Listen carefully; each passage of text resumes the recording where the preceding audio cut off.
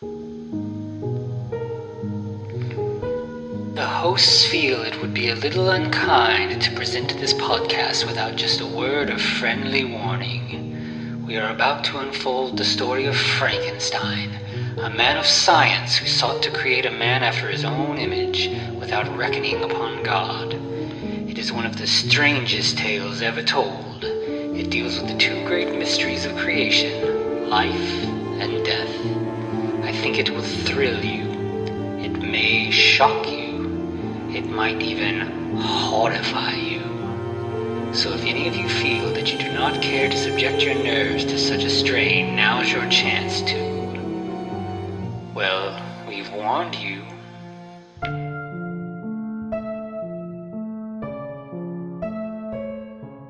Hello and welcome once again to the Frankencast. I'm the mad scientist Anthony Bowman. My pronouns are he, him, and I'm joined as always by... the other cameraman named Eric, that is Eric Velasquez. My pronouns are also he, him. Yeah. So, is this... I was thinking about it. This is our second found footage movie, right? Because there was that Frankenstein's Army. Mm-hmm. This has got to be the second one. Yeah. And I feel like, watching this, I was like...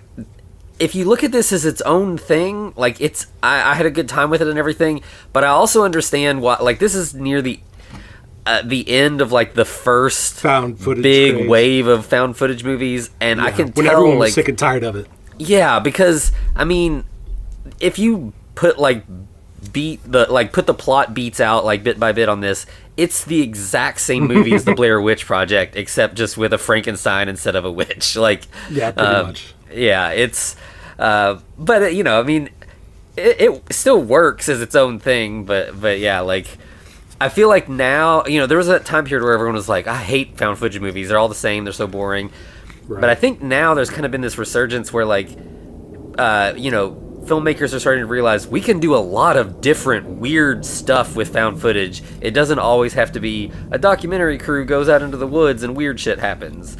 Right. We lose at least one or two cameramen, and someone says they're sorry directly to the camera later on, right? Yeah, exactly. Yeah. Yeah.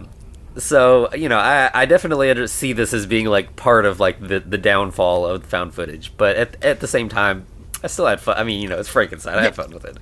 I mean, honestly, I was way more entertained than I thought I would be. I thought I would hate the characters. The only one that's really annoying is Brian. But I think he's meant to be the man-child. Yeah. So, you know, that's how that goes. But all the other ones, Luke is kind of a non-character. That's also a character. Yeah. Because he's the first primary cameraman. Jonathan was pretty cool. And Carl was a lot of fun. Yeah. I liked Carl. He was our, Quint? Yeah, kind of, yeah. To a degree, yeah. Yeah. All right, so let's get this party started. We're going to start off with the title card saying, on November 2012, Professor James, was it James? Jonathan Vankenheim, sorry. Led a crew to the Arctic Circle to salvage his academic reputation and family name. Mm-hmm. Okay? So we're going to get some more information. I mean, I don't know that his academic reputation was in such disrepair anyway. And I don't think anyone gave a shit enough about his family name to make that an issue, but... yeah, I mean, it feels like... I mean, he's got a chip on his shoulder. Like, no one else cares. He got obsessed with this thing, and then people were like, dude, you're obsessed with this thing, you should chill, and he couldn't. Yeah. And that's what affected both his academic reputation, and, you know, the like twist here doesn't take long to get to, but Vankenheim, their family name, like they were the basis for the Frankenstein story. Right. So we're going to find out later that Mary Shelley basically heard about the story and, like so many other times, was like, oh, okay, I'll base the story on this. Yeah. Even though it's based on true events, I guess, is what the modern day equivalent yeah, was. But so his family name's not even actually tied to, you know, everybody knows the Frankenstein story. His family name is in the clear. But yeah, he definitely has like a Captain Ahab vibe to him where he's just like, I'm going to do this dumb thing no matter what, and I'm going to drag a bunch of people down with me. Right. And we even get more parallels to the Frankenstein we know from at least the movies, where he graduated at 16, because he started early, not because he was necessarily smart enough to be skipped a grade. Double majored at Columbia in both history and chemistry, which he does say, which I like it, is that in my line of work, those both matter. And then we find out he went to Oxford. And then after he got his master's at Oxford, he moved to LA to pursue his PhD. Yeah. Yeah, so he's got a, as far as like his academic reputation, like he's got a good one. He's done a lot. Mm-hmm. He should be well respected by his peers, and if he didn't go down this crazy spiral obsession, his academic reputation would have been fine. Yeah. I see no dark spots on this until he decides, hey, I'm going to pursue my family's lineage. Yeah. Or their history. Because that's where he says he has these framed letters that his grandfather gave to him, and that's what kind of broke him. These letters are the letters from Robert Walton to his sister Margaret Seville. So this is a rare instance where, like, Walton and Seville are, like, part of this story. We don't usually get those characters in our Frankenstein movies at all. Especially Seville.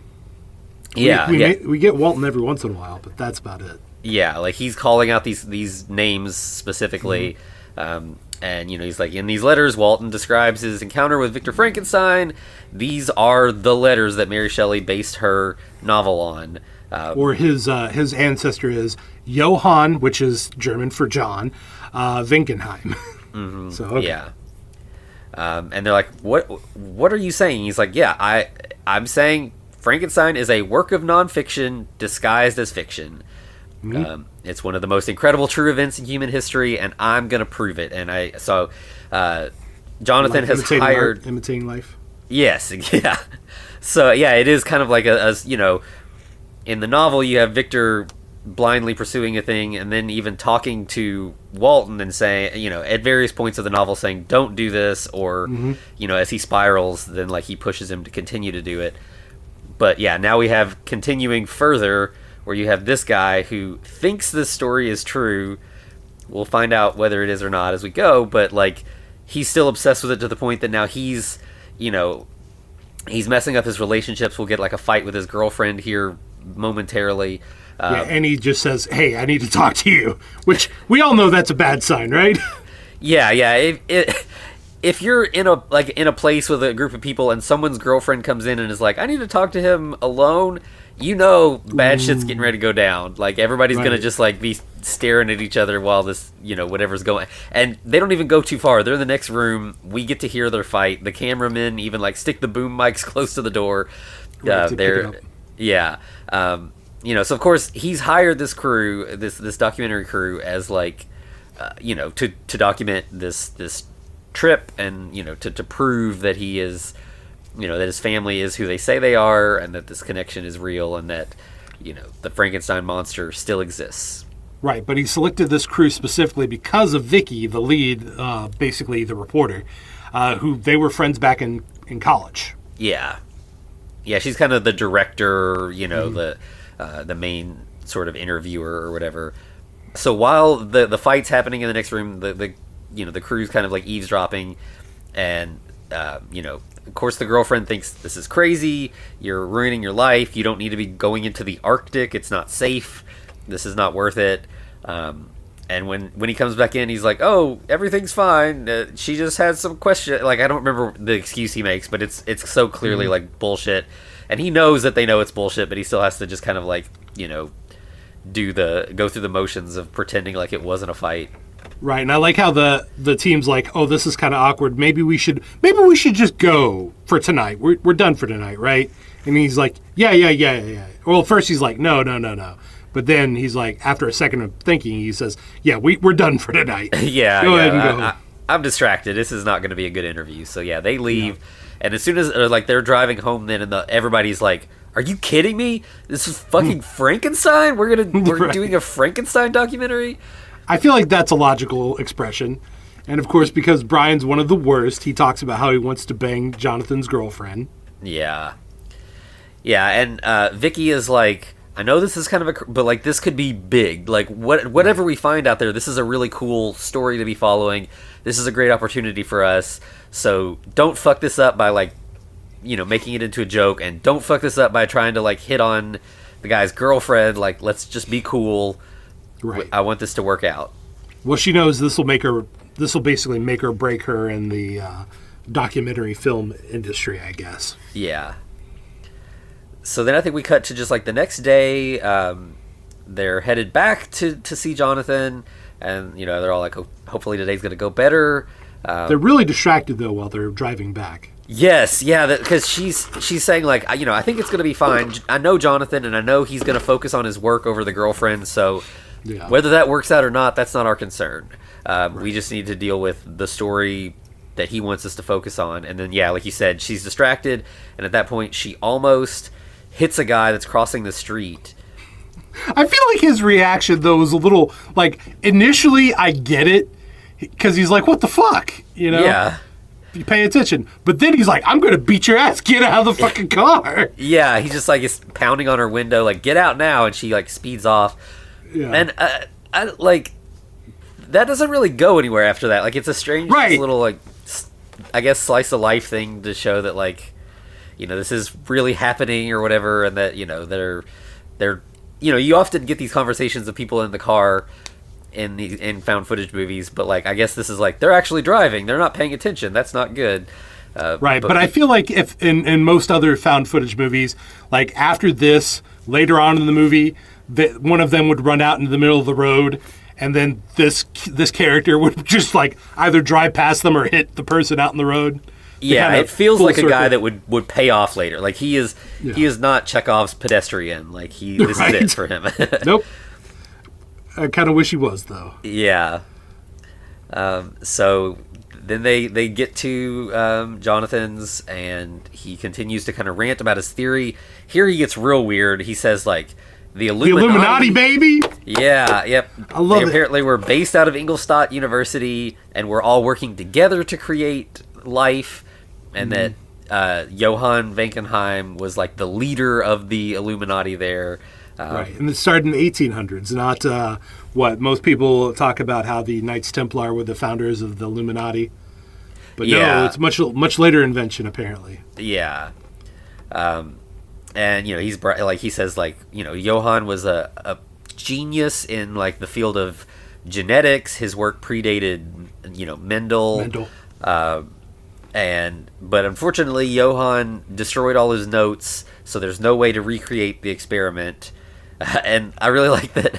I think it's like the sound guy or something is just like, man, that sucks. And he's like, yeah, that sucks. Yeah, that fucking sucks. Like you're kind of underselling it here. Yeah, it's awful. This is like, the whole Brian reason. Always makes the worst fucking comment at the worst fucking possible time. Yeah.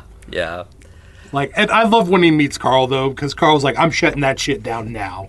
We're not playing that game. Yes, yeah, I did. Carl's a lot of fun in this. Like, he was just the right energy to inject into once we get to him. Like, I liked him a lot. Right.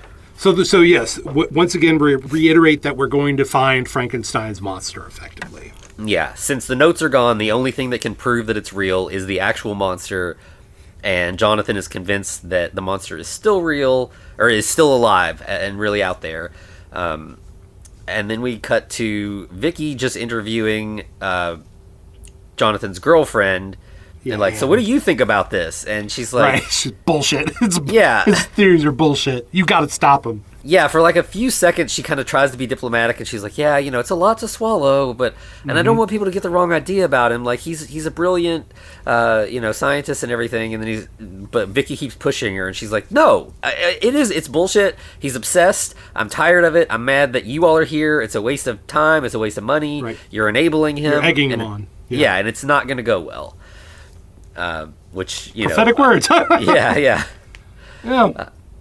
And then we get like a little shot of them later that night. They're listening to Mozart, and Jonathan, he's a very like pontificating kind of guy. He's like going on and on about Mozart's great works, and like this how was the like song was his requiem.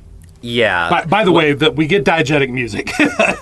Yes, yeah, they're listening to like the record, and yeah, it's really so. Again, this is maybe prophetic a little bit, or like intentional foreshadowing here that he's like Mozart had this idea for this great work. It was going to be his this big thing, but then he died right as he finished it, so his requiem ended up becoming his requiem, And so, now we have Jonathan who's got this grand plan, and, it may, in fact, be his requiem. We'll see.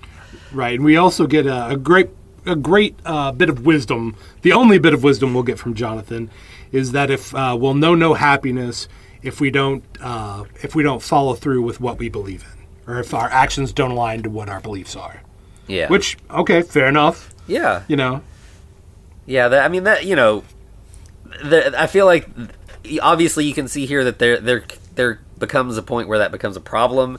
You can't be like a single-minded person who like doesn't live their life because they have something that they're so passionate about. But beyond that, yes, like I think it's very important for people to have passions and like intense interests. Obviously that's what we're doing here is, being obsessed with a specific thing. But like I think it just makes people more interesting, and like I like to talk to people who are into a thing, even if it's not something I'm into.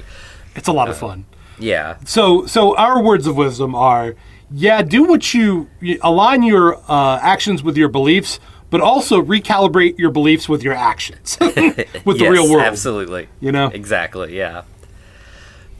So I think then like the Mozart, the music, they kind of like it fades into like a montage of them packing up, preparing to leave.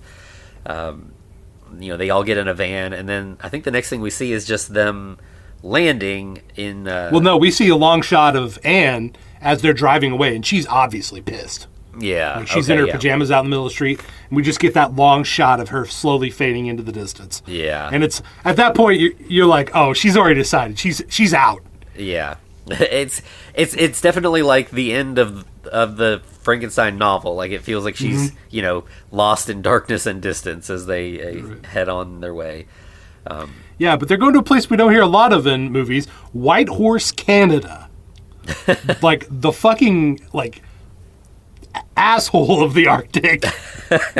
Yeah. I'm not actually trying to shit on White Horse. I'm just saying it's just so far out there, right? Yeah. So that's what they land there. Or is that where they land? They have like a little plane, and then they like get in a, they travel by vehicle after that. While they're driving, Jonathan pulls out a drawing that an eyewitness, little boy. Yeah, this is like an eyewitness police sketch of like a kind of monstrous face under like a hooded cloak. And this is a little boy who, they were at the trial of Justine, like the real. He says like a boy was murdered and it was by a maid and all, but like it's from the trial of Justine is what. Right. This was like the friend of the little boys that saw the creature or something to that effect. Yeah. But also we're going to meet this person of interest named Clarence Mollusky. I call him McCluskey, but. That's probably seen West Side Story too many times. Right? Yeah. So this is a guy that I guess Jonathan has been talking to on the internet who claims to have survived an encounter with the monster recently. So they knock on the door, and the man who answers is real weird, real paranoid. He doesn't seem to know why he would be having visitors, and he doesn't trust them. I love that this is like a redneck neighborhood in like the Arctic Circle or up in Canada. Yeah. If you live in the Midwest, or I mean, probably most places in America, you have seen these neighborhoods. Like it's like the cars up on blocks, run down, trash in the yard, kind of, white trash neighborhood. Oh, I was raised there, baby. I know all about that. Oh yeah, yep, me too. Yep. And like. So obviously, this is a kind of like seeing a guy acting very sketchy in this neighborhood. It's it doesn't take, and of course I think he says it pretty much right away that he like deals meth. Well, yeah, he was like, I was up in the Yukon area, and I had a big bag of meth. Oh, then he realizes he probably shouldn't have said that to a camera. Yeah, and he's like, I was just sightseeing in the Fort Chippewa area. Right. Yeah, and he like tries to hit on Vicky. He's real gross with her. Yeah. And Jonathan's like, you need to focus. I just want to hear your story. And, like, he's like, I don't know what to say. Like, he was just, it's this big guy coming towards me. He was scary, but he just walked past me and never touched me. He, like, was a person, but he wasn't a person. And, you know, I don't know. That doesn't make any sense, but that's all I can say. Right. And, of course, they then decide to show him the picture that we saw a moment ago. And he's like, yeah, that's the motherfucker. That's the dude. Yeah, he's like, who is that guy? That's him. And they just flat say Frankenstein's monster. Yeah. Yeah, he's like, you've heard of Frankenstein, right? That's him. Yeah. And he's like, fuck, man, I was kicking it with Frankenstein. I feel that's a very measured response, right? Yeah. But then all of a sudden, he just kind of, you know, as is sometimes the case with people on drugs, he just like sort of flips, and he gets really angry and paranoid. He gets paranoid. Yeah. Yeah. And he's like, "What are you all doing? What are you trying to do here?" And he starts kind of like shoving the guys in the crew and trying to push them out, and like they're kind of starting to like push back and try to protect themselves. And all of a sudden, he's like, "Whoa, I'm sorry, guys. Give me a hug." Like, cool. Like, well, hold on. We're skipping a very vital point where he actually grabs a pistol out of his end table and says, "Run them pockets." I want to make sure that you don't have any wires or any like weird shit on you, because at this point he's thinking this is a cop setup, right? Yeah. But so once he like calms down, like he gives everyone hugs and they leave. Dude, I've had an interaction like this. I'm not even joking.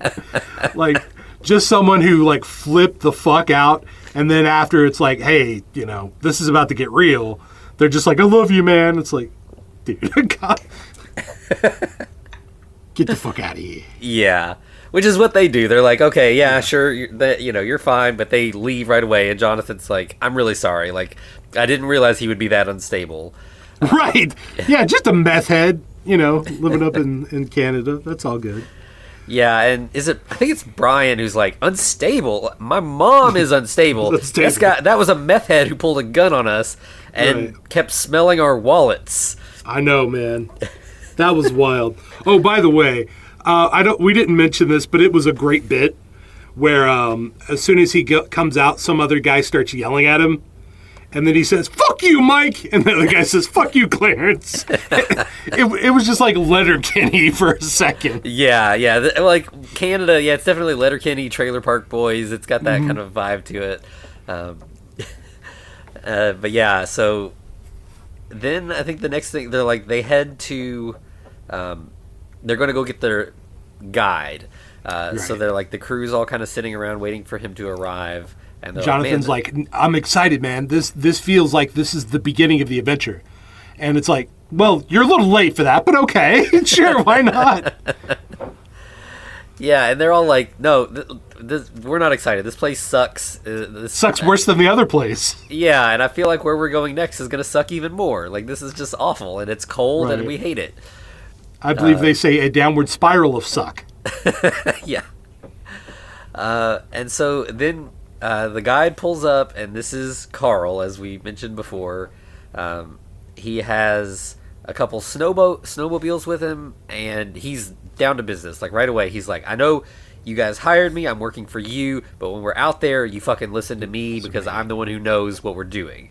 I'm here to keep you safe and to get you back in one piece, and I can't do that unless you all just shut up and listen. Right, and what the fuck does Brian pop off with? Oh, he says, "Sir, yes, sir." Yeah, that's right. And then Carl's like, "Fuck you. Are you smart ass?" Yeah, no, he's like, well, "You just playing around with me?" And he's like, "No, I'm yes, sir." And he's like, "Yeah, just listen. Like, right. But yeah, no smart ass, just listen." Yeah. And so like clearly like Carl's not fucking around, and then they start like loading up the snowmobiles, and Carl goes over to his truck and pulls out like a huge gun, and Brian is like, I am scared of Carl. Or he says, I'm really scared of Carl. And then Carl pulls out the gun and he's like, I am really scared of Carl. like, yeah, you should be. This guy is not someone to fuck around with. Right. Yeah, I mean, at this point, it's almost like, is he going to take us out in the woods and kill us? Yeah. We don't have to worry about the monster, right? Right, yeah. And so then we get But the car ride's really awkwardly quiet. Because Jonathan, or like, they're all just kind of sitting around, and then Jonathan... does he have him? He has him pull over because he needs to have a conversation with Annie, Yeah. And he's just standing by the side of the road for a little bit, and then he gets inside, and he's like, well, she broke up with me. And they're all like, okay. And he's like, all right, let's go. Right. Like, all right. And they just keep going. It doesn't really take time to dwell on that, does he? Yeah, which, I mean, is the reason that she needs to break up with him, because he doesn't really care. Like, it's Victor and Elizabeth, right? Like, she's just in the way of his pursuit. And so, good for Annie to not be like Elizabeth and get murdered by the monster. Right. Like, I'm out. Like, I'm not. Dodge that bullet, right? I deserve better than this, and she moves on. So then we cut to the Northwest Territory near the ocean, which is a fucking cool shot. Yeah. Yeah, I mean, I'm not sure where this is filmed, but, like, it looks great. Like, and that really adds a lot with a found footage movie. That production value is all about the locations you can find. And, like, I mean, I assume they are somewhere in Canada, because, like, I mean, this is not something you can recreate anywhere in America, anywhere as far else. as I know. Right. Your options are Canada or Northern Europe. Yeah. Right? They're looking over the map, and Jonathan's like, this is where I want to go. And Carl's like, there's nothing there. That's not why would you go there? And he's like, I have theories. I think this is the place. Right. Because nothing's there, that's specifically why I want to go. Yeah. He basically is talking to the crew at this point, and he starts talking about, listen, when Johann destroyed the notes, it was because he was gene splicing creatures at this point. Yeah. And I know the monster is intelligent. It's not some animal. Anyway. Yeah, he said that, like, various, like, long-lived animals, like turtles and, that he mixed their DNA in with the creature. And so that's his justification, is like, I want to prove that I'm not crazy and all this, but, like, also, if we can study this creature, we might be able to extend life for everyone else. Like, right. Sort of continuing Victor's whole thing of, like, I'm doing this for the good of mankind. Yeah, not my own ego, right? Yeah. So Carl shows them how to use snowmobiles, and he drops the bomb with, we're going to be camping overnight, so bring all your warm gear. Yeah. And so then we just get, like, I think just a shot of them traveling all day, like, just to indicate they've gone as far as they could go. And they're all kind of, like, setting up camp. And then I think the next thing we see is it's pitch dark, and Eric, the cameraman, is out in the dark filming, and he's like, hey, Vicky, this is a little message for you in the future. Fuck you for making me have to go out in the middle of the night to film B-roll. This fucking sucks. Right. But we also hear some yipping, and apparently Carl says those are wolves, but they sound an awful lot like coyotes, if you've ever heard those. Yeah. Yeah, it's not the wolf howl that you're used to hearing. Yeah. Because, at first he's like, who's there? What's going on? And then all of a sudden, Carl's right behind him. And he's like, oh, fuck. You scared the shit out of me. And Carl's like, I love how Carl just, like, jump scares a lot of people in this. Yeah, he's just so matter-of-fact and everything. He's just like, what are you doing out here? Get back inside. It's too cold. Yeah. And then I think that we get, like, everyone is in the tent that night still, and Vicky and Jonathan are kind of talking about how things are going. Jonathan's like, I'm really encouraged. Like, I think we're really in the right spot. And we can hear the wolf sounds or coyote sounds outside. Right. Brian tries to wake up Carl to go kill the wolves, and Carl's just like, fuck off, don't wake me up again. Yeah. Yeah, he was like, if you wake me up again, I'm going to throw you outside and let the wolves eat you. Right. And then I think it's like the next day we just have the crew continuing on. They eventually get to... So they show them breaking down the tents. And you know what's really annoying? When I realized this was a reverse footage of them putting up the tents. Like, it was filmed in reverse. Because, you could see parts of it flip up in ways that it should not have done if they were actually breaking it down. Yeah. That's funny. They clearly, like, padding out the runtime. Or they felt like it didn't, like, cohesively make sense. They needed to, like, indicate they were moving on. But that's pretty funny. Right. But hey, they filmed them putting up the tents, I guess. Right. So then they like travel on a little bit, and then we eventually they find this little shack that Carl tells them is a yurt. I always thought yurts were kind of like domed buildings, though. Right. This is just a shack, like, flat roof. But it's like a log cabin, but inverted, like, or turned on its side, right? Yeah. It's just a bunch of logs sticking out of the ground. Yeah. And he's like, this is trappers when they pass through. Like, this is just kind of like a general housing location for when you're going. Like, anybody could use this. It's a hostel for hunters. Yeah, pretty much. And, Jonathan's like, oh, this is great. This is exactly what I was looking for. The fact that this is here, this is where we need to be. And he's like, where's the next nearest structure? And Carl's like, I don't know, like 50, 60 kilometers? And he's like, yes, this is it.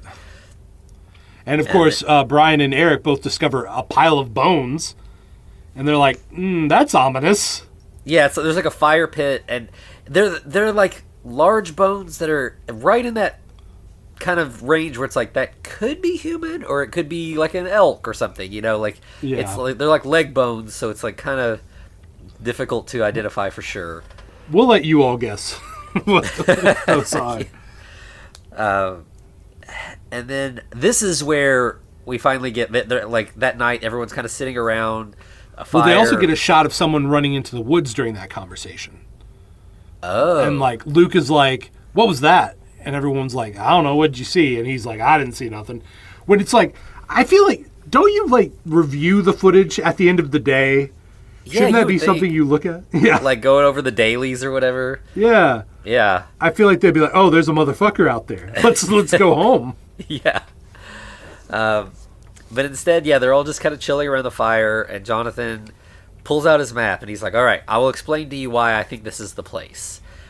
And he's like, so here's a caribou migration path, and I think the monster is following them. And she's like, I mean, anything could be, a bear could be following caribou. Like, what makes you think this is a monster? Right. And he's like, okay, so if you follow this path and you do the timeline and look at each of these places, the statistics of unexplained homicides and disappearances spike anomalously, matching up along this path. Right. The actual murders themselves stay about the same. However, the unexplained homicides, that's what kind of jumps a little bit. Yeah. So you have like the normal domestic violence stuff that's happening as normal, but these weird outlier cases, they're spiking. And so Vicky's like, "What? So you think that there's like the monster is a serial killer?" And right.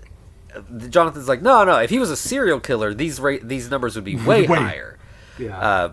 This is just self-preservation. He's just hiding. He's covering his tracks, killing who he needs to protect himself.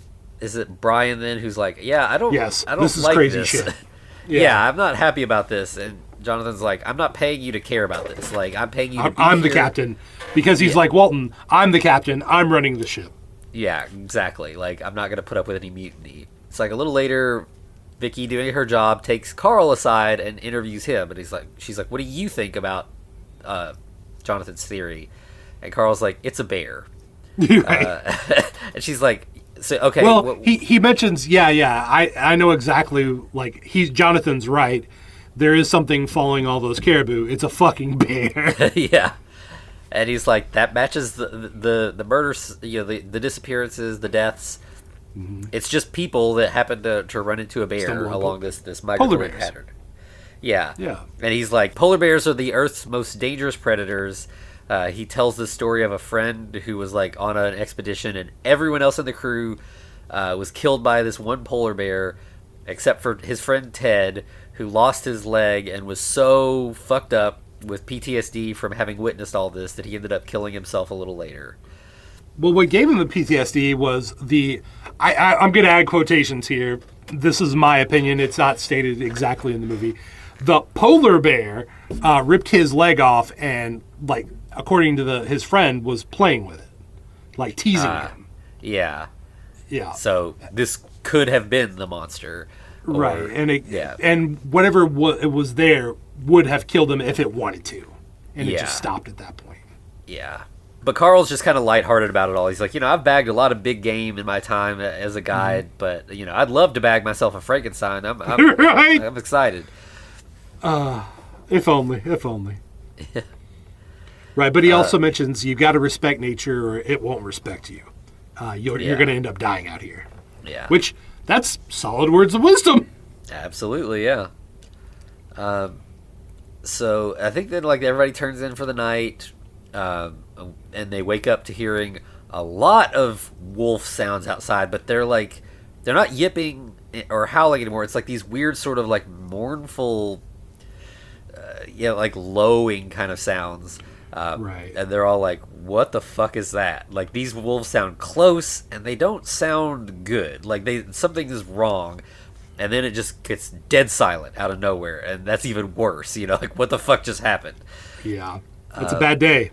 And then we get a wonderful roar. Yeah, a very loud, which, okay, maybe this is a bear. It's this really loud, guttural, growling roar. Well, everyone else is like, no. There's no way it's a polar bear. But I think Carl's like, no, it's a bear. Yeah. But then when they get up the next morning, they go outside, and one of the snowmobiles is gone, and the other one has been, destroyed. It's not useful anymore. Right. So at this point, we have one snowmobile left. I'm not going to lie to you. At this moment, I'm like, I'm out. I'm not sticking around. Yep. I'll come back. I'll bring help back. Exactly, yeah. But Carl, obviously, this is his job to take care of things like this. So he's like, I see the tracks of the snowmobile. I'm going to follow them. And they're like, isn't that dangerous? And he's like, no, this is not a monster. It's not a polar bear. This is a man. That's the only thing that would be riding a snowmobile. Right. And I'll so he starts be damned walking. if I let this fucker steal my stuff. Yeah. He starts walking into the woods, and they're like, do you want to take the other snowmobile? And he's like, no, I don't want him to hear me coming. I'm gonna sneak up on this guy and get my shit back. And they're like, okay. And Jonathan really tries to convince him not to, and Carl's like, you paid me for this. This is my job. This is what I do. And I think then we just cut to it's been hours, and the crew is like, what the fuck? Where is Carl? He's not back. I don't know. What do we do now? Now we're out here in the middle of nowhere, and we don't even have a guy who knows what he's doing.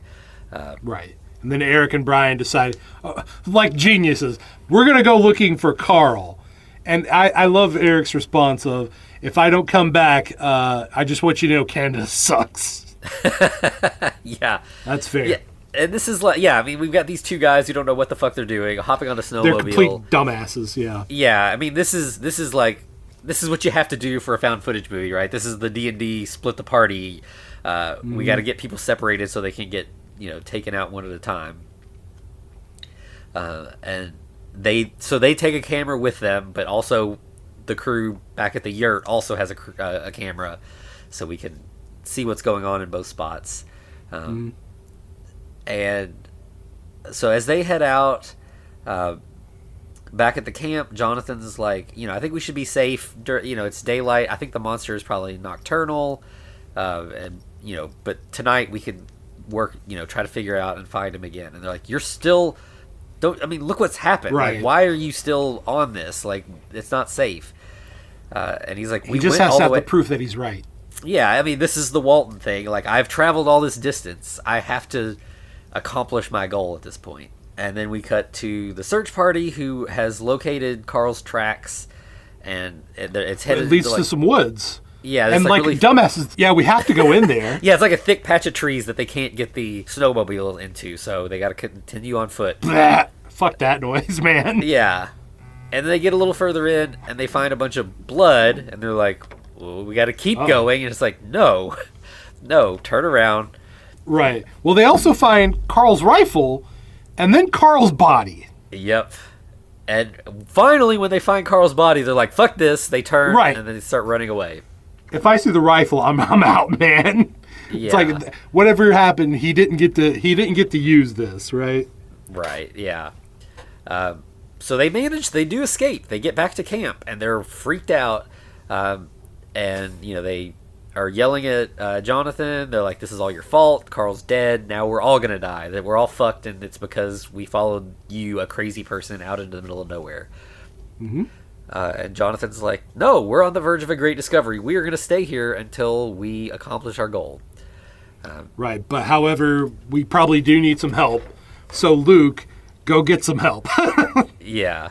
I think then we get one of the like Blair Witch kind of shots where it's just Vicky talking directly into the camera by herself, and she's like, so here's what's going on. We're still doing this thing, but we've only got one snowmobile. We're going to send Luke. He's going to go out for help.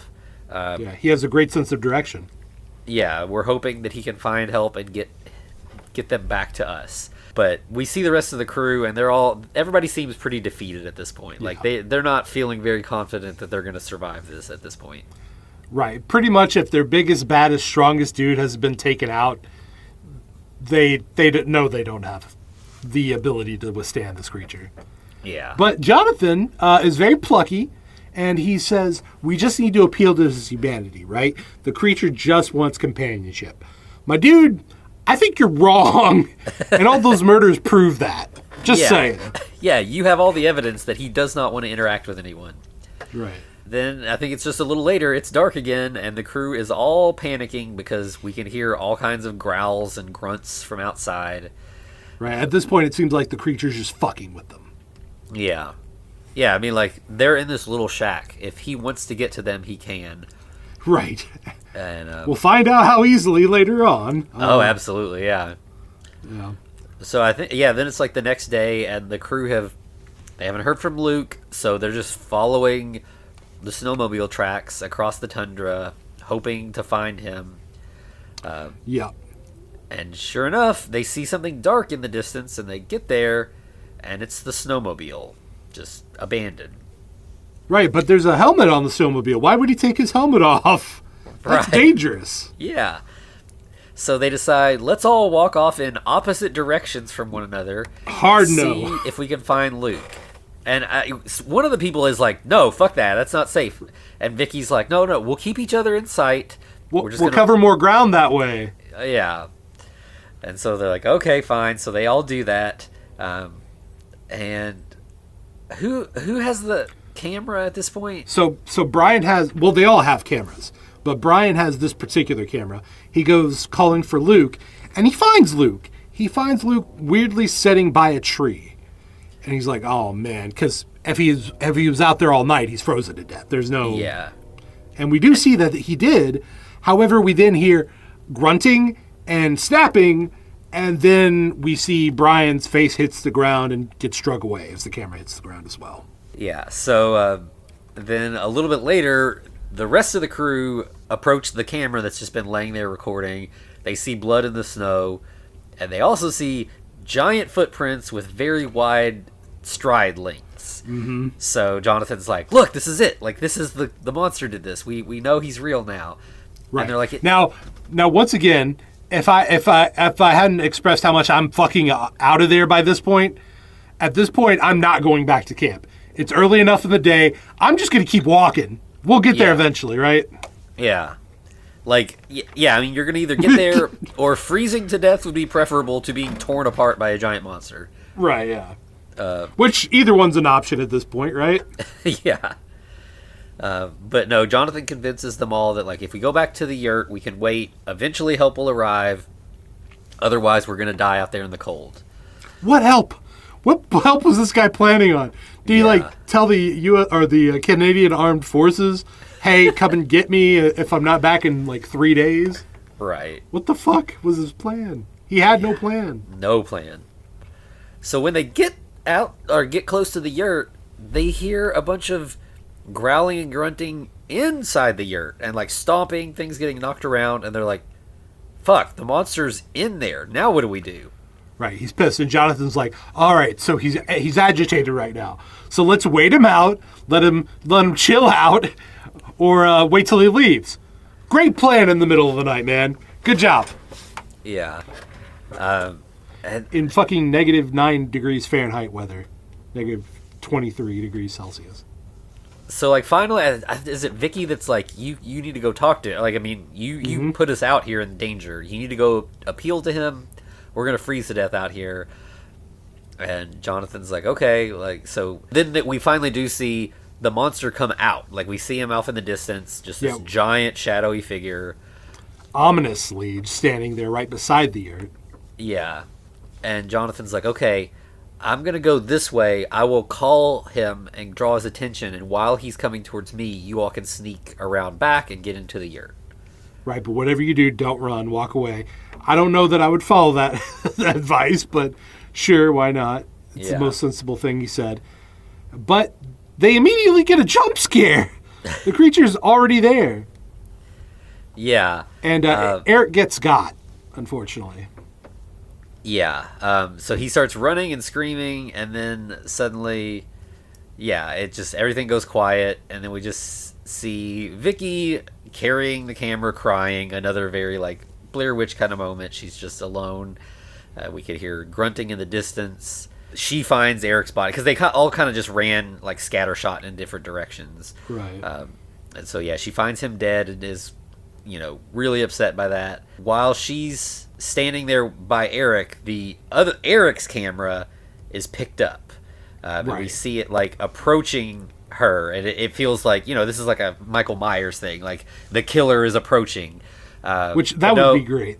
Yeah. Yeah, it's a good fake out, but it turns out it's just Jonathan. He found the camera, and he's I think she jumps out of her skin at that point, basically. Yeah.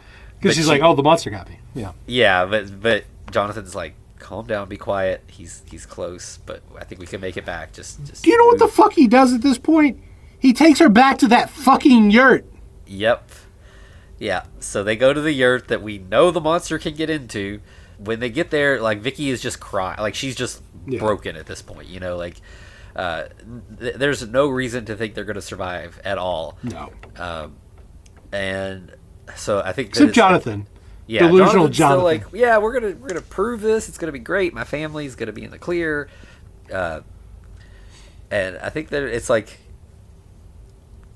time passed. It's daylight again. And Jonathan's like, all right, I'm going to go outside. I'm going to figure this all out. You just stay here, stay safe. And so Jonathan steps outside, and we instantly, we're just staying with Vicky, but we hear Jonathan talking outside. To his credit, he does get to talk to him for a minute or two. Yeah.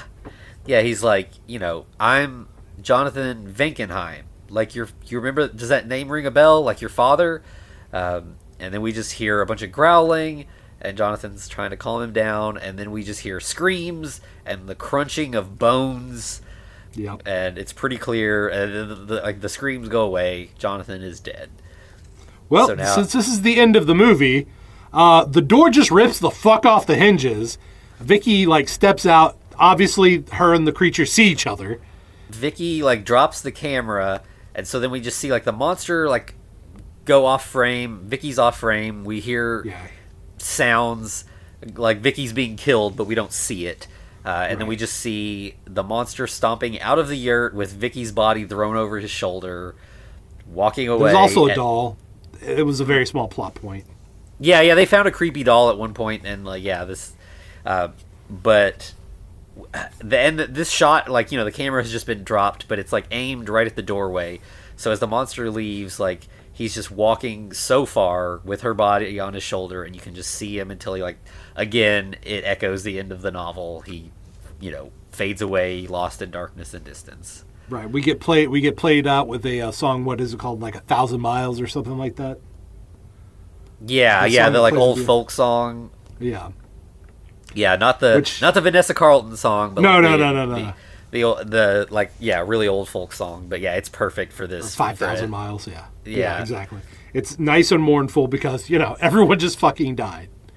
Yeah. So just remember, folks, if you have that one jackass friend who's like, "Hey, let's go out in the woods and talk to monsters," just ignore him.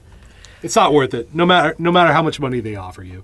Yeah, and I feel like again, the plot points here, it's Blair Witch. I feel like there's also been a couple Bigfoot movies that follow this exactly. Down to getting killed by a giant monster at the very end. This could easily just be Bigfoot instead of Frankenstein with very little change to the dialogue. But all the same, it is fun, and it's clear that the people who made it know about Frankenstein to the point that they're like, you know, talking about Robert Walton and stuff like that. Like it is a fun tribute to Frankenstein in the like classic sort of found footage vein. Right. It's not going to blow you away, but it's I think it's fun. No, I think honestly, like, I think it's sitting at 4.3 out of 10 on IMDb. Like, it's definitely a solid 5. It's not going to rock your world. It's not going to change, you know, how you view anything. Yeah. But it is a lot of fun, actually. More fun than it should be. Yeah, and I think part of that is, you know, the Frankenstein stuff for us obviously adds a little bit, but like the cast, like they're good. Like, you know, that's the big thing with found footage is like, are the people selling it? Do we think they're cast real? Will make or break. Yeah, and they feel real. They've got good chemistry. They're joking around. You know, the little bits of like them just like making jokes about like, you know, that Jonathan's girlfriend is hot and that kind of stuff. That's the stuff that like makes it feel like these are real people who are really friends and they're just fucking around and they've just still got their cameras rolling and everything. I mean, we always have that one jackass friend who says inappropriate stuff, right? Yeah, absolutely, yeah. And you know, I mean, that's the stuff that made Blair Witch so good, was that like we really believed that those were real people, and I think this does a pretty good job of that as well. Absolutely. Well, fair enough. I mean, we got anything else to say about it? I think that's it. You know, this one, you know, there's not a lot to it as far as like subtext or anything, but it's fun and. You know, especially if you know, your mileage may vary depending on how you feel about found footage, but I think it's a pretty good example of a decent found footage movie, not like a lazy one. There's a lot of really lazy bad ones, and this one is better than that. Yeah, there was actually thought put involved, which is, it's always nice to see that effort, you know? Absolutely, yeah. Okay, well, Anthony, I mean, you know, we talked a lot about the Mary Shelley aspect of this movie. How about next week we talk about something maybe a little bit more gothic? Yeah. This one, like, I've been wanting to do this one for a little while. I feel like it's kind of gotten moved on the schedule a couple times as new releases have come out, but this is like, this is from the 80s. It's a retelling of the Mary Shelley story. You know, we watched the actual Mary Shelley movie. This is a lot campier. It's a little trashy. It's been a little bit since I've seen it, but it's like it's fun. So I'm excited to, you know, watch this sort of like heightened version of Mary and Percy and Byron and all the craziness that they get up to. Right. I feel like you just described the entire 80s in that point. Just a little trashy. A little trashy. Yeah, absolutely. Yeah. Yeah. Fair enough. All right, Anthony. Well, where can they find us? So you can find us on all the socials at The Frankencast. You can email us at thefrankencast@gmail.com. We're also over on YouTube. And, of course, you can find us at patreon.com/thefrankencast, where we're always doing new things, and we'd love to have you over there to check out all the off-the-beaten-path stuff that we do over there. Absolutely. It's a lot of fun. So I hope you enjoy that. Well, if there's nothing else to be said, to be continued there. Looks like you survived another episode. The Frankencast is a production of FCR Media. It's hosted by Anthony Bowman and Eric Velasquez. Follow us on Twitter at The Frankencast, or send us a letter at thefrankencast@gmail.com. Our cover art is by Amanda Keller. You can find her at Keller Illustrations on Instagram. Our theme music is by Vivek Abhishek. Thanks for listening.